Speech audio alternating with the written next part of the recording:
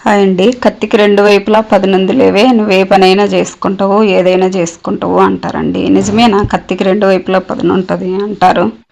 అది ఒక సామెత. ఏదో నన్ను చూసి మా ఇంటి పక్కల వాళ్ళు, తోడుకోడళ్ళు వాళ్ళు వీళ్ళు ఏదో అంటుంటారండి. కానీ నేనైతే సమ్మర్ వచ్చేసరికి టైలరింగ్ చేసుకుంటాను. పొలం పని వాళ్ళతో పాటు పొలం వెళ్తాను. ఫస్ట్లో అయితే నాకు పొలం పని చేత కాదండి. ఏదో వాళ్ళతో పాటు వెళ్తూ వెళ్తూ వెళ్తూ వెళ్తూ నిదానంగా నేర్చుకున్నాను. ఇప్పుడైతే పర్లేదు, రెండూ చేసుకోగలుగుతున్నాను.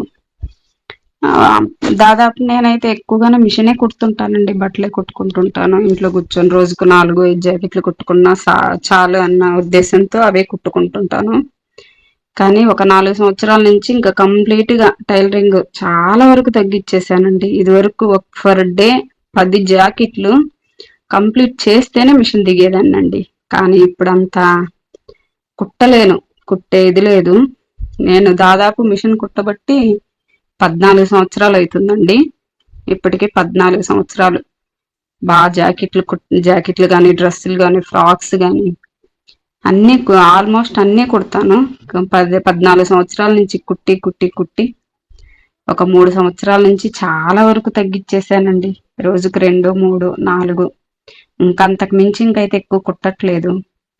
ప్రతిదీ నేనైతే టేప్ కొలతలతో ఏమి కుట్టనండి. ఆ జాకెట్ పెట్టుకొని ఆ జాకెట్ కొలతలతోనే కుడుతుంటాను.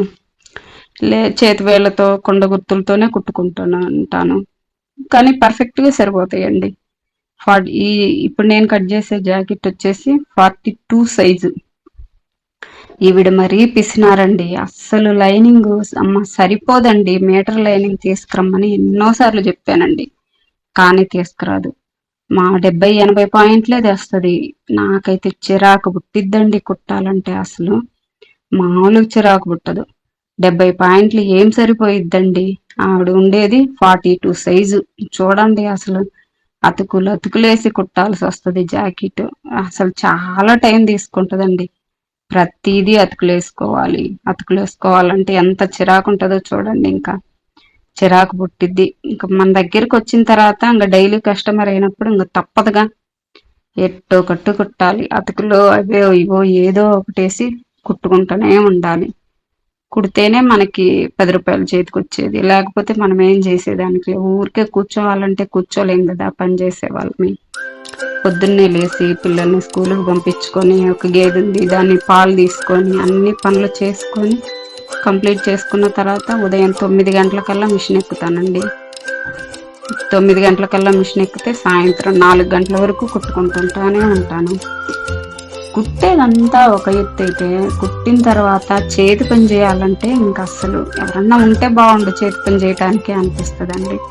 కానీ మా పల్లెటూళ్ళలో ఎవరు పని చేయడానికి ముందుకు ఎవ్వరూ రారండి. నేనే చేసుకోవాలి. ఒక 3 days కుట్టుకుంటాను, 3-4 days వరకు కుట్టుకుంటాను.